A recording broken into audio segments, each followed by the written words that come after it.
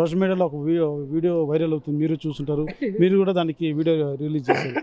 జోగి రమేష్ గారితో మీరు మాట్లాడుతున్నది అయితే మీరే తప్పు చేసినట్టుగా మీరు దాన్ని చెప్పుకుంటున్నట్టుగా ఆ వీడియోని వక్రీకరించా, లేకపోతే వాళ్ళ ఫ్రస్ట్రేషన్ ఎంత పీక్స్లో ఉంది, వాళ్ళ ప్రజల్లో ఎంత చులకన అయిపోయారు, దాని నుంచి డైవర్ట్ చేయడానికి నా వీడియోని ఏ విధంగా ముందు వెనక తోకలు కట్ చేసి పెట్టారో మీరు చూశారు.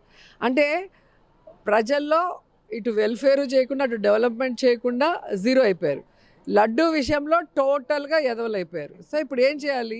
ఎవడో ఒకటి మీద డైవర్ట్ చేయాలి. అప్పుడేమో అంబటి గారి ఇంటి మీద దాడి, జోగి రమేష్ గారి ఇంటి మీద దాడి చేసి డైవర్ట్ చేయాలనుకున్నారు.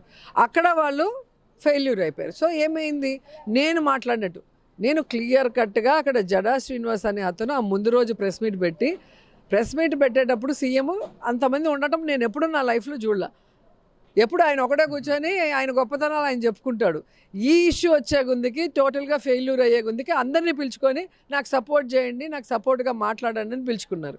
కానీ వాళ్ళ మొహంలో ఇది మాట్లాడితే రేపు ఎటుపోయి ఎటు వస్తుందో, ఈయన చెప్పే అబద్ధాలు ఈయన చెప్పుకుంటాడు, మనం ఎట్లా చెప్పాలి భగవంతుడితో ఇది అనేది వాళ్ళ మొహాల్లో ఉంది అనేది నేను అక్కడ మాట్లాడింది అందరికీ అర్థమవుతుంది.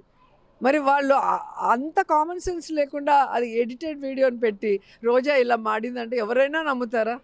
ఫుల్ వీడియో వచ్చేందుకు మళ్ళీ వాళ్ళే కదా ఎదవలయ్యారు, టీడీపీ జనసేన వాళ్ళే కదా ఎదవలయ్యారు. సో ఇప్పటికైనా మీకు ఓట్లేసి గెలిపించారని మీరు చెప్తున్నట్టుగా అయితే ఈవీఎంల వల్ల మీరు గెలవకుండా జనాల వల్ల గెలుచుంటే ఆ జనాలకు మంచి చేయండి, ఆ జనాలకు అభివృద్ధి చేయండి, చెప్పిన సూపర్ 6 చేయండి. అంతేగాని పనికి మాలిన మాటలు చెప్పుకుంటూ పనికి మాలిన ప్రెస్ మీట్లు పెట్టుకుంటూ మన రాష్ట్రం పరువు, మన దేవుళ్ళ పరువు, మన ప్రసాదాల మీద ఉన్న విశ్వాసాన్ని పోగొట్టే విధంగా చెయ్యొద్దండి.